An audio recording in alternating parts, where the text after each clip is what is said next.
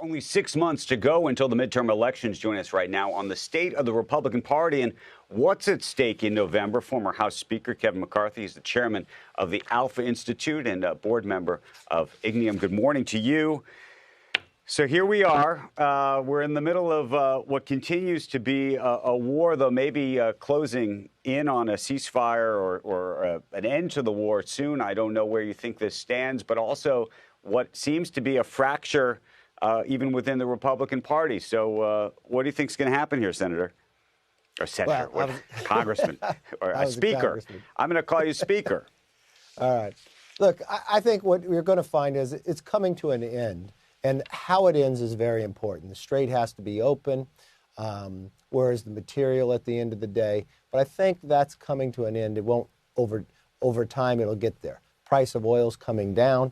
But the House really needs to focus on the economy. Is one of the major reasons they got elected. For the affordability, they have to remind what the Democrats did when they took the majority. And they have to unite themselves. They have too many retirements. They're letting the floor be taken over by the Democrats.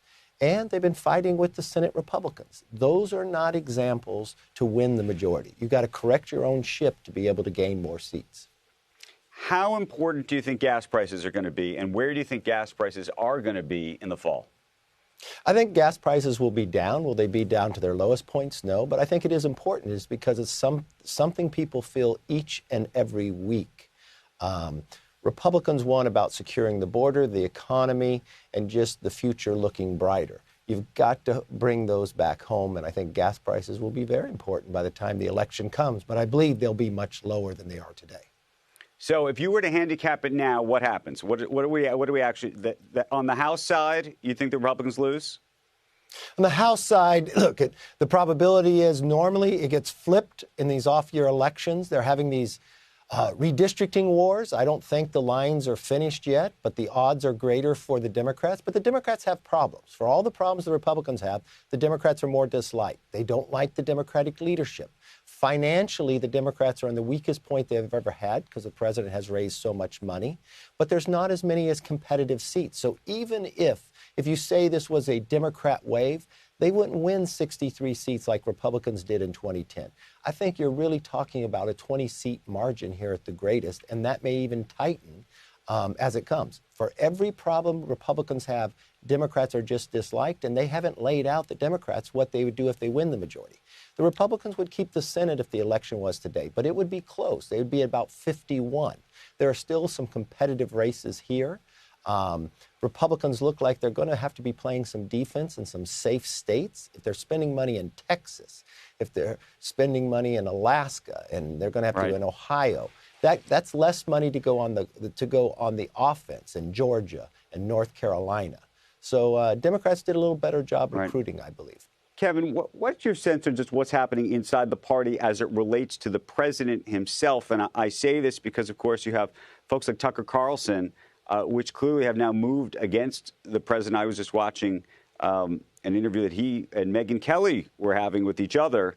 It was fascinating to hear, their perspectives on this, given where they had been before.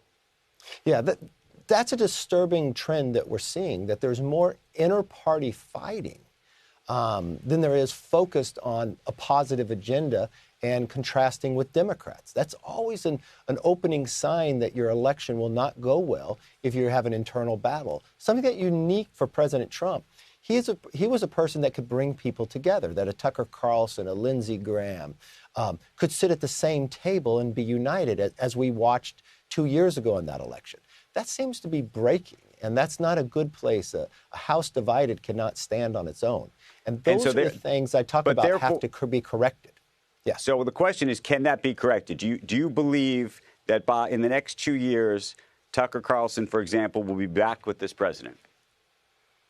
I believe so. But even if Tucker's not back, if you take the internal polling, it's not like it's 50-50. It's like 98% with Trump and 2% with Tucker.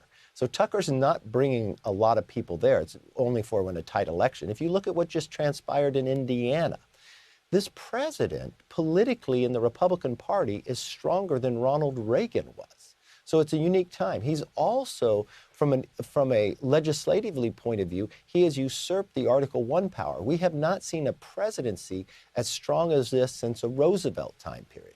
So it's a much different time than we watched in the past. But like any party, as we move with a next presidential election, we're going to have this decided. And it's not decided by one person picking, it's decided by those in the party selecting who their nominee will be. So I believe this inter-party skirmish will be out front a little more on ideas and policies going forward, and the next nominee will decide. That fight will take place, but it'll be a fight of ideas and policies of where we go forward. Kevin, assuming Democrats take the House in the midterms, what do you think happens over the next 2 years in terms of legislation, in terms of policy?